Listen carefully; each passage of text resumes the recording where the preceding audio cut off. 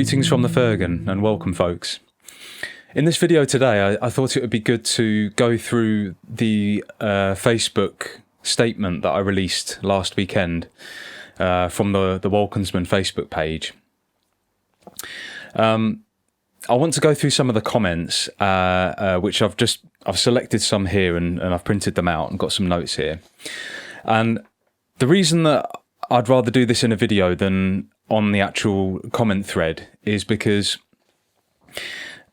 the whole point of that statement was that it was kind of a final way for me to say, look, although Wolkensman and anything from the Wolkensman platform won't be political, I need to put this out there, and my comments to this thread will be my final kind of comments to it. And I spent some time and I went through and replied to some of the comments. It was overwhelmingly positive. You know, I was really heartened with how many people, spoke up and said that they agreed with everything that I said, which of course wasn't unreasonable in any way. But there were a few people, and I dare say that most of them probably had no interest in Wolkensman's music, i.e. my music, at all. And they were just, professional virtue signalers, professional kind of, like the professional woke crowd who flock to anything where someone, steps out of line, runs for the fence, and they just have to chime in and cry witch at the person doing it. And it was particularly interesting the way, there were some really interesting comments, and the psychology of it is fascinating because, my whole point with the statement was to be able to say, look, even if we don't agree, let's at least discuss this rationally and with mutual respect. And anyone could have come to that Facebook thread. And by the way, I can't stand Facebook. I really use it as rarely as possible. But it was the best way to get this statement out there, which was I'd been sitting on it for a year. But yeah, if anyone had come to that comment thread and said, look, I strongly disagree with you, and here's why, but I'm happy to have a discussion with you about it, and I'm not immediately going to write you off for it. Not that I care about anyone, someone said, oh, you're not in danger of being cancelled, as though I care about being cancelled. But anyway, I'm going to try not to make this too long, this video, because the last couple of videos have been a bit longer, and I know that some people don't have time to sit there for 20 minutes or longer, and I'm actually encouraging people not to spend too much time consuming this kind of stuff. So I know that people need to be selective about what videos they're watching, and hopefully you deem mine worthy. So the first comment, I won't name any of the names of the commenters for obvious reasons, and I don't want to bring attention to attention seekers as well. But first comment: you are certainly making a point, not just for yourself, but who is anyone to make presumptions first before reaching understanding? It speaks of the true societal nature that you have to give explanation before you are asked to offer one. Well, this was kind of a supportive comment, and I appreciated it. But the reason that I made the statement was because of this channel, because I knew. I wrote it a year ago because I knew that I had plans to start a channel like The Fergan, and to perhaps end up on other platforms, other people's platforms, whatever, writing articles, anything. I wanted to free myself up to be able to speak freely about, what I believe is important, particularly with what's going on in the world right now. So it's not that I felt the need to explain myself to people. It's just that I wanted to, rather than kind of, reacting to gossip and rumours about, oh, Dan from Wolkensman is doing this and he's saying this on a YouTube channel and stuff. I wanted to head that off and just come out openly and say, look, this is where I stand. I'm not hiding my beliefs here. I don't want Wolkensman to become a political vehicle, but I, as the individual behind Wolkensman, want to be free to speak my mind elsewhere. Second comment. It looks like you have more studying to do before it's a good idea to type paragraphs like this one. To which I replied, translation, you've not come to the same narrow establishment-approved conclusions as me, so you shouldn't express yours. And then the first guy replied to that saying, what establishment are you guys talking about? For being a so-called black metal musician, you're one fearful motherfucker. Now, this is a common theme throughout these comments, and it really amazes me how these types of people, these neoliberals, they honestly think that their position is not establishment approved. You know, they go around talking about, the kind of stuff that they go around talking about, and you know that it is absolutely in step with the establishment media, establishment politicians, establishment celebrities, you name it. They are lockstep in with those people. So for these people to come out saying, trying to deny that their conclusions are establishment approved, I don't really think I need to say any more about that. No, and I'm not even going to bother saying any more about that, because it's so self-evident that their views that they're pushing about gender fluidity and, pro-lockdown, and you should wear a mask and you should just obey, and you should absolutely allow needles to penetrate your body against your will, because that's the liberal thing to do, apparently, believe it or not. Anyway, next comment. Oh, and just to say, for being a so-called black metal musician, you're one fearful motherfucker. Well, firstly, I've been playing black metal for 14 years now. It's 14 years, 13 or 14 years ago, I made my first black metal album under the name Spearling. And I've been listening to black metal since the late 90s, passionately ever since. So I'm not a so-called black metal musician. And as for being fearful, no, pointing out tyranny, identifying tyranny is not the same as being fearful. So, yeah. Next one. It's an odd time we live in where an adult discussion on social media turns into disrespectful stone throwing within seconds, in this case completely exemplifying the sentiment within the original statement. Absolutely, exactly. I mean, this is another supportive comment. My original statement, as I said, it specifically said that, any disagreements, hopefully we can have them respectfully. But these people, none of these attempted detractions of my position, none of them came with any kind of humility or respect or even any kind of level-headedness. They were straight in, aggressive, immediately wanting to treat me like some kind of monster. There was no attempt by almost all of these people, of which overall there were very few, but there was no attempt by them to engage me in a kind of an honest, respectful debate. Next comment.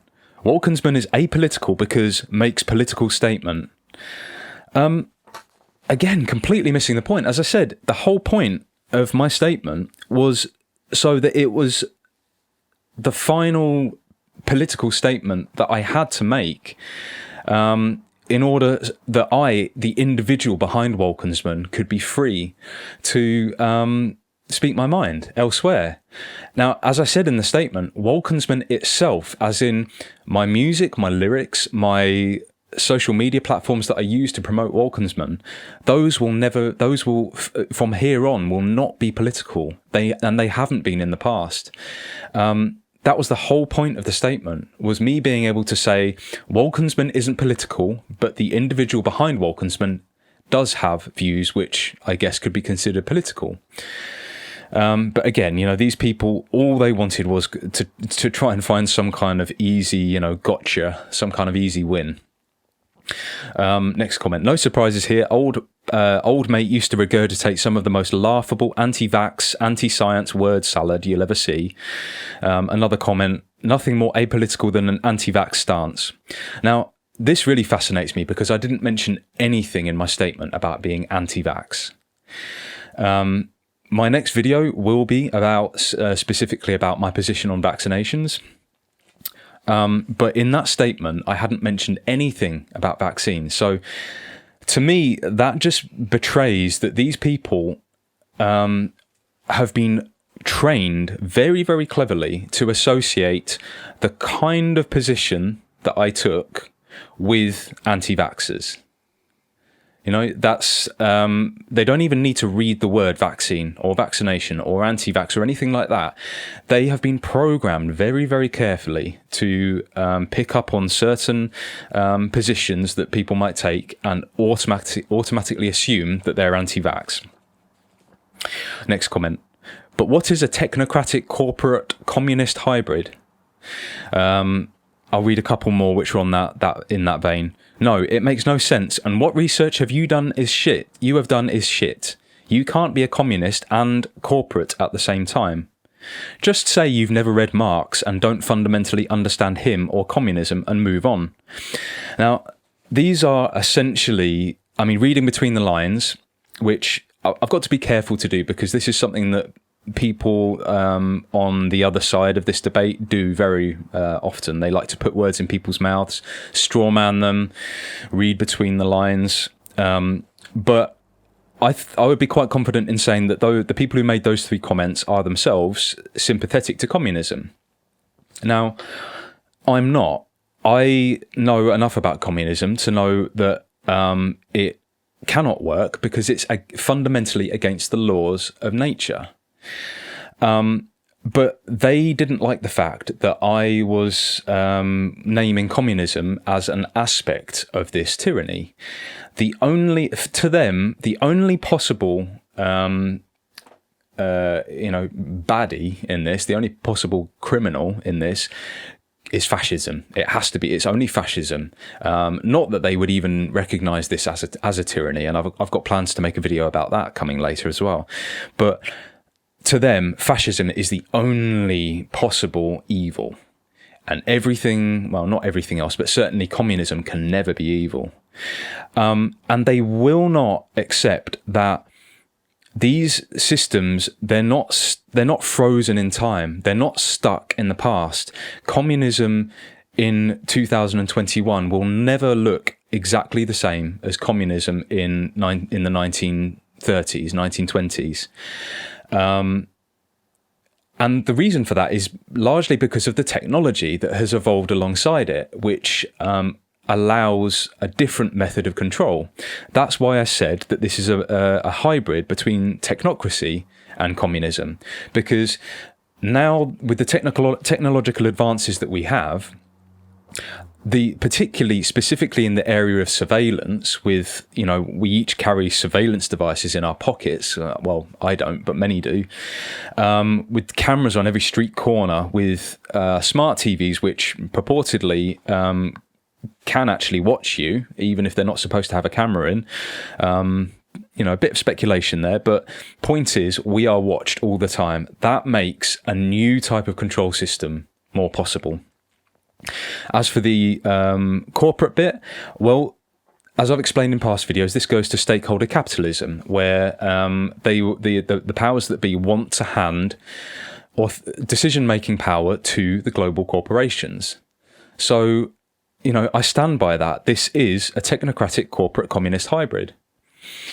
It's a new beast, but these people cannot countenance the idea of a new beast. You know, everything that they know is from, academic textbooks and from theory, and they've spent very little time applying those theories. Okay, I'll move on to the next one. Okay, but why labelling your music national then? Right. So this guy is, you know, I don't think this is a particularly negative comment, but this guy is probably referring to a T-shirt which I've printed and sold, which on the back has English national romantic music on it. Now, national romantic music is an idea I got from the Norwegian band Storm, which features Satyr of Satyricon and Fenris of Darkthrone. These guys did a side project, which is an excellent side project called Storm. They did one album called Nordavind, and they printed in the album sleeve and on an accompanying T-shirt Norsk national romantic music, because to them that music was national romantic. It was national romanticism. The whole point of that music was to celebrate the Norse nation, the Norse heritage, and no one pulls them up on that. There are various other Norwegian bands who've used that phrase in the past as well, and it doesn't seem to be a problem. But when someone from England uses that phrase, apparently it's a problem. Now, I'm not going to apologise for the fact that I am proud to be English and I love my English heritage. I also have Dutch heritage, which I'm proud of. I'm from the northwest of Europe, and the music I make celebrates the ancient traditions of this part of the world and of my ancestors. I'm not going to apologise for that, and I'm not going to deny that I support the concept of nationhood. Not to conflate the nation with the state. The nation is the collection of people. It's the collective ancestral identity that a people have, not the passport that's handed to them by the state, not the kind of borders which change over time, particularly in places like Germany where borders have fluctuated. The English-Scottish border has fluctuated too. Borders aren't necessarily that important in determining a nation. But people are, again, programmed to just despise the concept of nation, particularly on the continent. My Dutch family and Germans I know, they have no fondness anymore for the concept of nation. And I think that's because they're so heavily embedded in the European Union, because their borders are so porous, I guess. You can move very, very freely across their borders, so it may seem like they're almost not there anymore. So, okay, next comment. There's a lot of people who make fun of long-winded, uneducated statements. If you truly wanted to reject shit, focus on making music. Saying I hate progressivism reads like I am an insecure white boy and I'm afraid of any change in power structures. Like, who cares? As long as you don't believe in antiquated race theories or eugenics, you don't really have a whole lot to worry about as far as getting cancelled goes. Just make music and avoid doing stupid shit like this at all costs. Just make music, this guy's saying. Just make music. Don't make silly, stupid statements like this one. Because being, as he puts it, white and taking a stance against the establishment position and saying that you're opposed, that you're not unconditionally in support of progressive values, which I said in the statement, apparently that makes me afraid and means that my opinion shouldn't be valid. Now, this guy probably thinks he's a liberal, but there's nothing liberal about telling someone that they don't have a right to an opinion because of the colour of their skin, or because they are opposed to some of the ideologies that you are. There's nothing liberal about that. So this guy isn't a liberal. When he talks about race and eugenics, it often comes down to the words. Eugenics in terms of forcibly sterilizing people or killing them because they're not, pure enough or not healthy enough or anything like that. I'm absolutely opposed to that. Of course I am. Natural eugenics in terms of encouraging a people to improve themselves generation upon generation by setting good examples for their children, by gradually increasing the health of each successive generation. What can be more natural than that? Race, I think ethnicity is far more useful than race, to be honest. But I don't. Race has very little importance to me. Ancestry is what matters. I really don't care what color skin my ancestors had. They are my ancestors. Therefore, when people think about race, they're just thinking about color. I'm not thinking about color at all. I'm thinking about the line of my ancestors, and everyone should be honoring the line of their ancestors. I mean, indigenous cultures, as the English are, but when people typically talk about indigenous cultures, they're talking about the Native Americans and the Tibetans and the Pacific Islanders and stuff like that. If they talk about honoring their ancestors, then no one bats an eyelid. But as soon as someone with white skin and a European background like myself does, apparently that's wrong, and we shouldn't be allowed to do it, and we shouldn't be allowed to demonstrate concern for anyone for the idea that that might be under threat. Okay, so next one. Not gonna. This was the big one that got a lot of replies. Not gonna call out fascism, huh? Only the straw man of communism. Cool. Dogs barking everywhere. Sad to see. I'll mention another one that's along the same lines. Why did you mention communism, non-existent, and not specifically mention fascism, the very real and present problem? Now, the guy that made the first comment, he's a notorious kind of anti-fascist guy who likes to think of himself as an authority on black metal. He jumped straight in there, and despite me telling him that he had no right to tell me what language I should and shouldn't be using in my own statement, and also telling him that if the ideology of fascism was the issue currently, that was the oppressive force in society, the malevolent force in society, that I would absolutely be calling fascism out.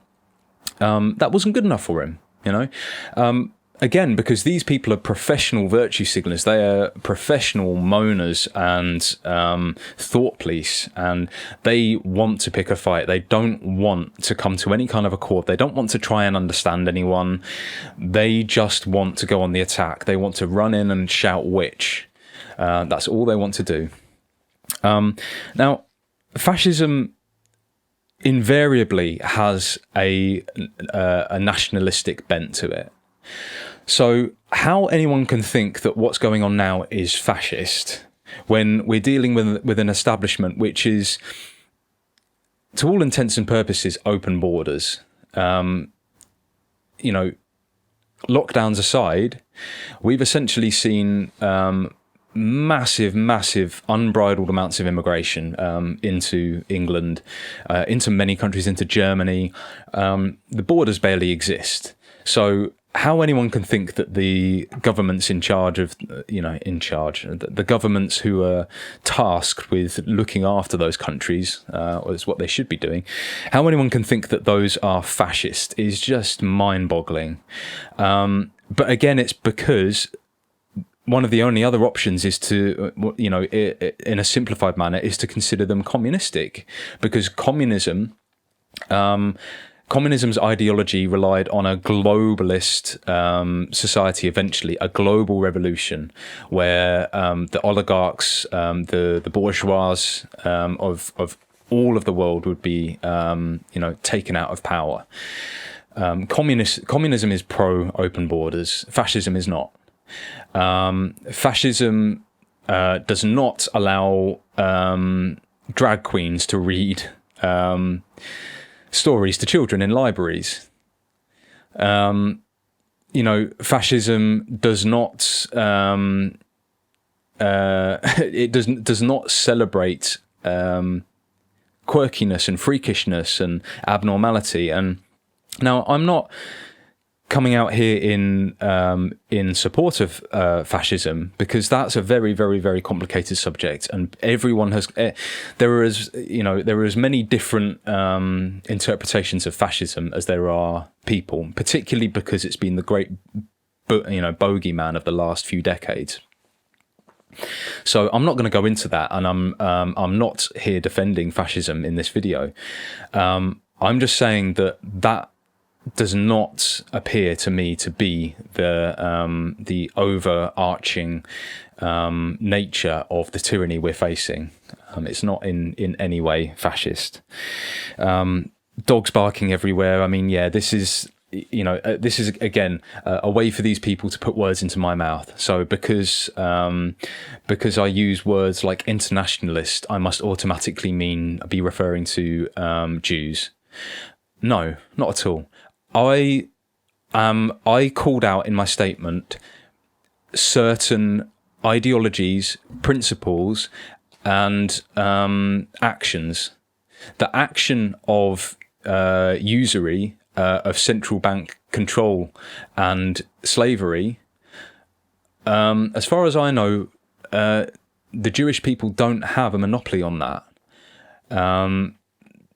Anyone of any background, indeed, when I refer to internationalists, I'm talking about the likes of the Rockefellers as well as the likes of the Rothschilds.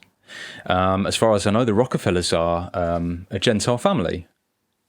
So, but again, it's a way for these people to put words in my mouth, which, I mean, as far as I'm concerned, that should completely,